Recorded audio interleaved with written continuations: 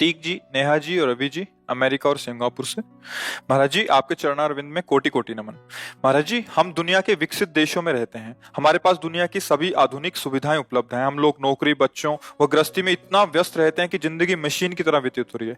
ऐसी स्थिति में नौकरी, परिवार व सामाजिक जीवन में किस प्रकार संतुलन किया जाए कि मन में सुख और शांति का अनुभव होते हुए हम अपने कर्तव्यों का पालन कर सकें। हमें तो एक ही बात समझ में आ रही, इन किन प्रकारेण नाम जप किया जाए, क्योंकि नाम जप के बिना कुछ नहीं कर पाओगे। देखो, इतनी आयु आपकी हो गई, कोई ऐसा भोग नहीं जो भोगा ना हो। मान लो बचपन से साधु हो तो फिर ये लग सकता है, मन को सलाह दे सकता है कि अगर ये भोग भोगते तो मुझे शांति मिल जाती। उल्टा उल्टा सलाह देता है ना। भगवान कह रहे त्यागात शांतिरंतरम, भोगों के त्याग से शांति होती है। तो जितनी मन सलाह दे सकता, चूंकि आप जवानी से ऊपर उठ चुके हो, यौवन अवस्था से तो ऊपर उठ ही चुके हो, तो कोई ऐसा भोग तो बचा नहीं जो मन ने कहा हो आप ना भोगा हो। अब ऐसे विकसित देशों में तो देख भी रहे हो, आपसे भी भाई कई गुना बढ़कर भोगने वाले हैं, कई गुना बढ़कर ऐश्वर्यवान है। क्या उनकी शांति आपको दिखाई देती है? उनका हृदय सुखमय दिखाई देता है? बाहर से चिकने चुपड़े, अंदर से अशांत, भ्रांत, क्लांत, असंतुष्ट, है ना। विश्राम स्थिति, शांत, एकदम मन प्रसन्न, भगवदानंद, अब कछु नाथ न चाहिए मोरे। ऐसा तो नहीं अनुभव होता, इन भोगों से हो भी नहीं सकता, क्योंकि शास्त्र अनुभवी सिद्ध महापुरुषों द्वारा, जो भगवत प्राप्त महापुरुष उनके द्वारा लिखे गए। तो हम ये नहीं कहते कि भोग नहीं भोगने चाहिए, हम ये नहीं कहते कि अर्थ नहीं कमाना चाहिए, हम ये नहीं कहते कि आप देश विदेश मत भागो, नहीं। जाओ, पूरी सृष्टि गोपाल जी की है, सकल भूमि गोपाल के या में अटक का, अलग अलग सीमाएं रख दी गई है, तो मेरे कृष्ण का ही सब कुछ वैभव, सब कुछ श्री कृष्ण का ही है। सारी भूमि गोपाल जी की है, श्री कृष्ण जी की है। हाँ, अब हमें यह ध्यान रखना है, अभी तक जो हुआ सो हुआ।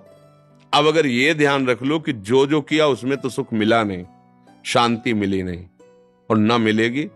हजारों जन्म भोग चुके हो, इस जन्म की क्या बात हो, तो माया के कारण विस्मृति हो जाती है। एक उपाय है जिससे विश्राम मिल जाएगा, शांति मिल जाएगी।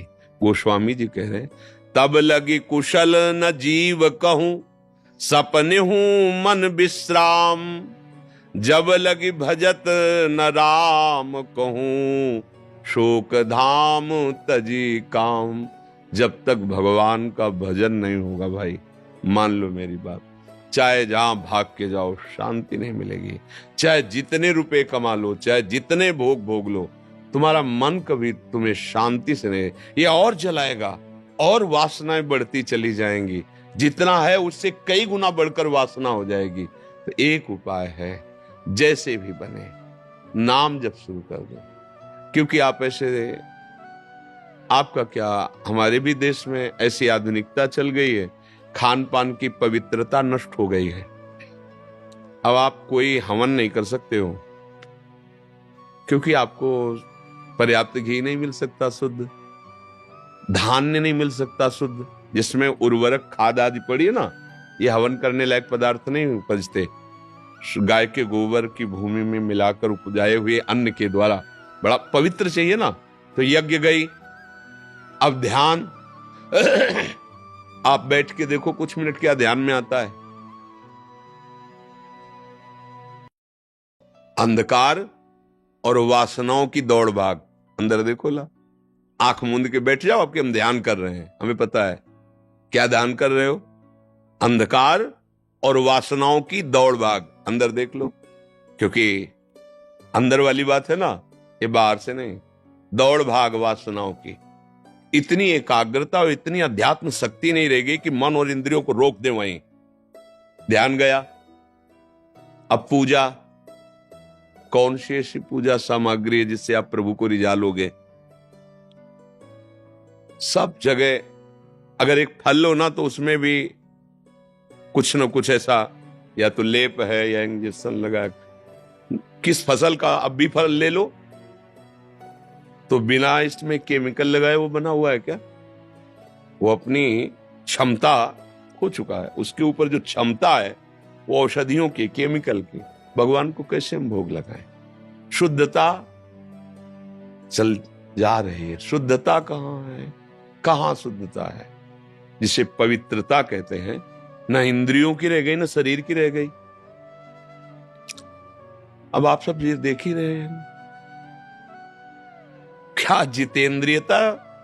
अरे ये जो चल रही आधुनिकता, आप देख रहे हैं इसमें जितेंद्र। अब कैसे उसको सुधारा जाए? क्या उसका जीवन बच्चे को होगा जिसको यही पता नहीं कि जो मैं क्रिया कर रहा हूं वो मेरे जीवन का नाश कर रही है? कब यौवन अवस्था उसमें संचरित होगी? गेहूं की फसल किसान आदमी अगर कोई होगा तो जानता होगा, एक अवस्था को कहते हैं गलेथ। गलेथ माने अभी बाली निकलने को है, उस समय फसल काट लो, एक भी दाना नहीं मिलेगा और भूसा भी वो पावरफुल नहीं रहेगा उसका। अगर वो समय से परिपक्व हो जाती है तो 50 मन गेहूं वहीं से होता है। ऐसे ही 20 वर्ष तक की अवस्था कम से कम ब्रह्मचर्य युक्त रहे, फिर गृहस्थी आदि में, तो वो कभी डाउन नहीं होगा, वो कभी नष्ट प्राय नहीं होगा। उसके अंदर में अध्यात्म शक्ति ब्रह्मचर्य की रहेगी और वो थोड़े समय के बाद फिर अपने संयम में आ जाएगा। अब वो बच्चा वो संयम लायक ही नहीं रह गया, क्योंकि जैसे वो गलेथ में गेहूं काटे, एक भी दाना नहीं। अभी तो उसका ब्रह्मचर्य बनना शुरू हुआ था, उसने जीवन को नष्ट कर दिया। अब कौन सी साधना होगी? ध्यान होगा, इससे पुरुषार्थ बनेगा। एक उपाय कलयुग में रह गया, केवल नाम। नाम। ये बड़े बड़े महापुरुषों को शोध, तुम जैसे भी हो, राधा राधा राधा राधा, कृष्ण कृष्ण कृष्ण कृष्ण, हरि हरि हरि, यज्ञभाग्ये वर्तते नाम तुभ्यम, अहो वत्सपचतो गरीयान। भगवान व्यास जी कह रहे हैं वो महान हो जाता है जिसकी जिह्वा के अग्रभाग पर नाम। गोस्वामी जी कह रहे हैं राम नाम मणिदीप धर जी देहरी द्वार, तुलसी भीतर और बाहरो जो चाहस उजियार। अगर राम राम राम राम तो बाहर भी तुम्हारा मंगल हो जाएगा और अंदर तो प्रकाश हो ही जाएगा ज्ञान का, अर्थात ये लोक भी मंगलमय और परलोक भी भगवतमय। अब छोटे छोटे बच्चे गलत आचरण, छोटी छोटी अवस्था के बच्चे पान गलत, खान गलत, व्यवहार गलत। भजन का तो मतलब जो समय चल रहा है अध्यात्म का सर्वनाश करने वाला। अध्यात्म कौन समझता? इसलिए सबसे प्रार्थना है, अगर आप भगवत कृपा से हमारे पास आए हैं, शराब पीना बंद करें। ना पीते हो बहुत धन्यवाद के पात्र हो, मांस खाना बंद कर दे। नहीं खाते, धन्यवाद के पात्र हो। पराई माताओं बहनों से व्यभिचार की भावना का त्याग कर दे, ये तुम्हारी दुर्गति कर देगा। जीते जी तुम्हें नरक का भोग कराएगा। आज नहीं तो कल देख लेना, समय आने दो, जो कर्म फलीभूत होगा ना तब तुम्हें दिखाई देगा। चाहे स्त्री हो चाहे पुरुष हो, यदि वो व्यभिचार दोष से अपने जीवन को व्यतीत करता है तो परिणाम में यहां और वहां दोनों जगह एक सीमा रखी गई है। जैसी भी परिस्थिति हो नाम जप करो, ठीक हो जाएगा, सब ठीक हो जाएगा।